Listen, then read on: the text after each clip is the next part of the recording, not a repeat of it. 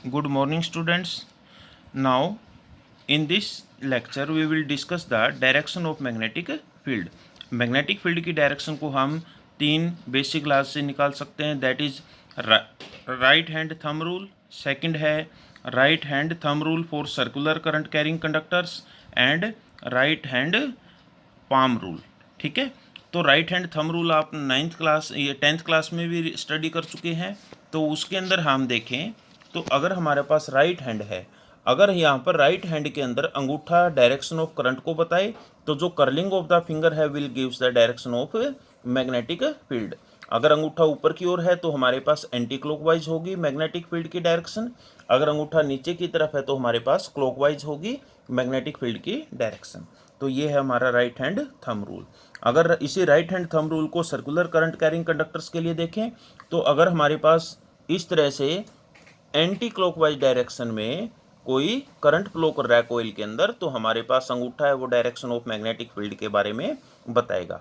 अगर यहाँ पर इस डायरेक्शन में ऐसे मूव कर रहा है, curling of the finger current की डायरेक्शन बता रही है, तो हमारे पास मैग्नेटिक फील्ड की डायरेक्शन ये हो जाएगी. ठीक है.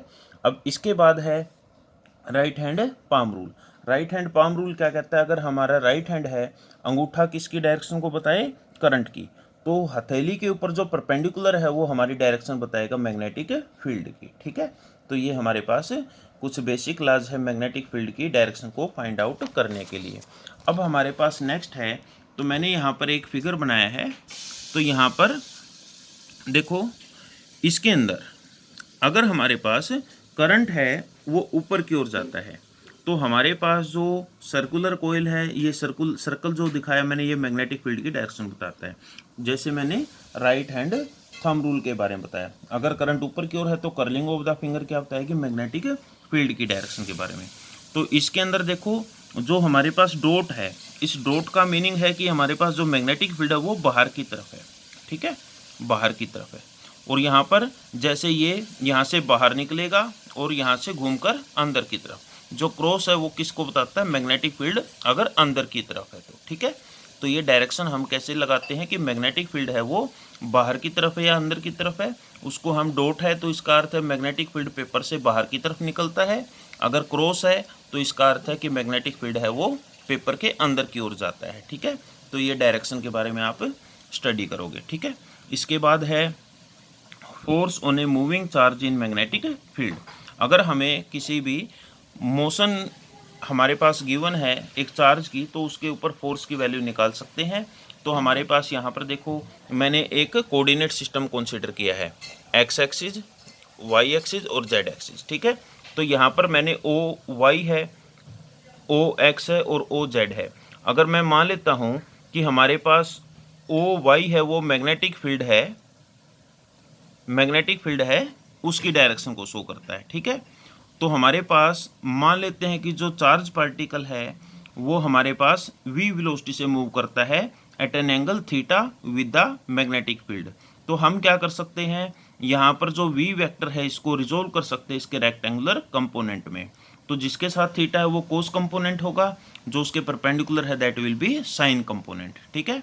तो यहाँ पर देखो, मैंने कोस और साइन कंपोनेंट के अंदर इनको रिजोल्व किया है. तो यहाँ पर जो हमारे पास मैग्नेटिक फील्ड है यानी जो फोर्स होगा वो हमारे पास अंगूठे के द्वारा बता सकते हैं. अगर ये उंगली क्या बताए हमें मैग्नेटिक फील्ड के बारे में, और ये उंगली सेंट्रल फिंगर क्या बताए हमें,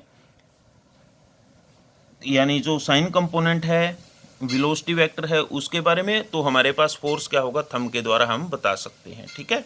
तो यहाँ पर देखो, तो हमने ये ऑब्जर्व किया कि जो फोर्स है वो डायरेक्टली प्रोपोर्शनल होगा मैग्नीट्यूड ऑफ चार्ज. अगर चार्ज ज़्यादा है तो हमारे पास फोर्स भी ज़्यादा अप्लाई होगा.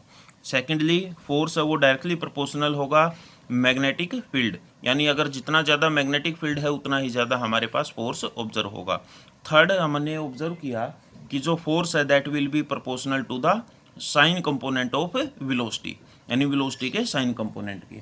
तो यहाँ पर हम अगर तीनों इक्वेशन को कंबाइन करें तो फोर्स है वो डायरेक्टली प्रोपोर्शनल होगा क्या, वी बी साइन थीटा. ठीक है।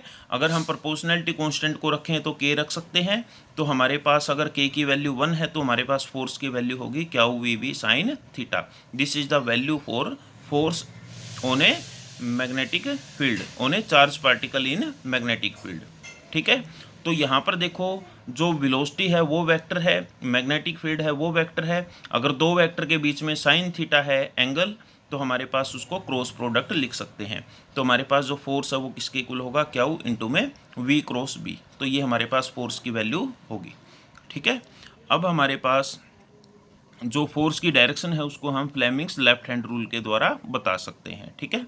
तो हमारे पास फ्लेमिंग लेफ्ट हैंड रूल क्या कहता है, अगर हम अपने लेफ्ट हैंड को इस तरह से अलाइन करें कि थंब, फोर फिंगर और सेंट्रल फिंगर एक दूसरे के परपेंडिकुलर है, तो हमेशा जो थंब है वो फोर्स के बारे में बताएगा, फर्स्ट फिंगर है वो मैग्नेटिक फील्ड के बारे में बताएगी, और सेंटर फिंगर है वो हमेशा करंट के बारे में बताएगा, अगर करंट की डायरेक्शन हमें गिवन है, ठीक है।